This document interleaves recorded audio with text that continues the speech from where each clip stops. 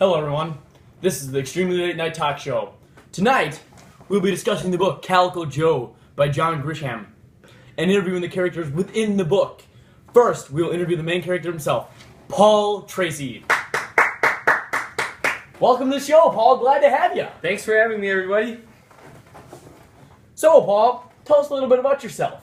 Well, to start off, I'm from New York, born and raised a New York Mets fan. Now I have 2 daughters and I'm 43 years old, and in this book I tell the story in first-person point of view. As I grew up, a rookie named Joe Castle, also known as Calico Joe, was my true idol and favorite player. I kept every newspaper article and picture with his name in it. I would also listen to every game he played in on the radio. He was a sensation. Anyways, I guess I was forced into becoming a Mets fan because my father, Warren, was a pitcher for the Mets. Let me ask you something about your father. Did you see your father a lot during the baseball season and or the off season?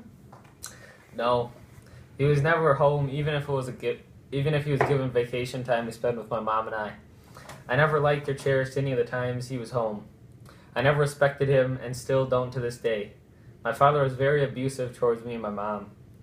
If he ever came home, he was drunk and he always came home late. He would sleep with other girls he met while he was down in spring training in Florida.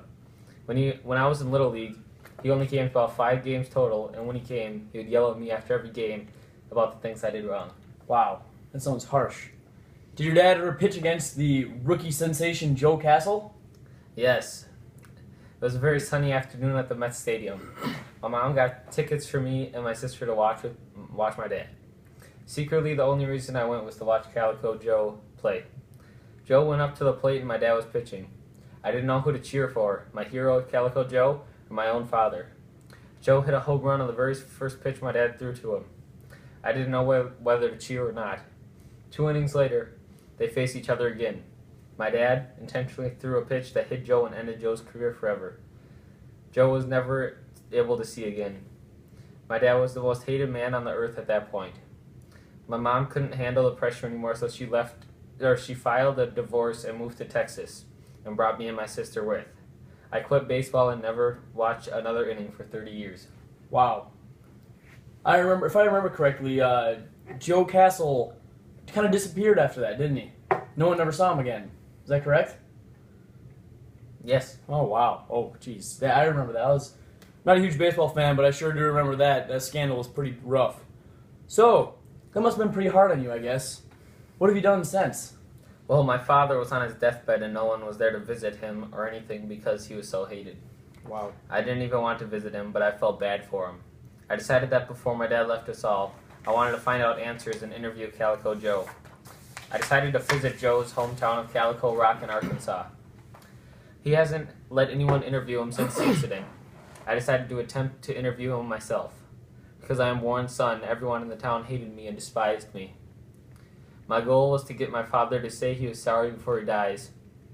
As a reporter for a magazine, this is the biggest interview of my life as far as my own concerns. Everyone had forgotten about Joe and how good he was. Wow. Wow, wow, wow. So, what you're saying is you tried to have an interview with, you tried to create an interview with yourself and then with Joe and your father? Yes.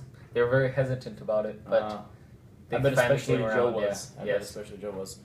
That is truly an incredible story. You know that, right? Wow. Thank you for sharing with us. Thank you for having me, sir. And now, on that note, we'll move on to the interview with the Mets pitcher himself, Warren Tracy. Have a great night, Paul.